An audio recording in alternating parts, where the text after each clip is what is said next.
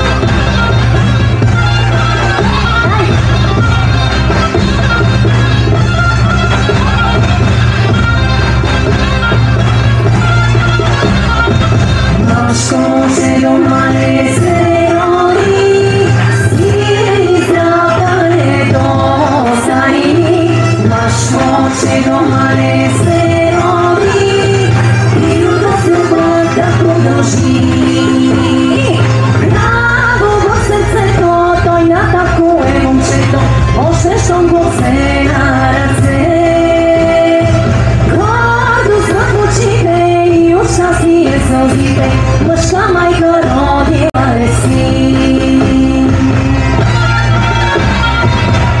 Браво! Страхотни се! И предлагам малко да забързаме и да смениме фолклорната област.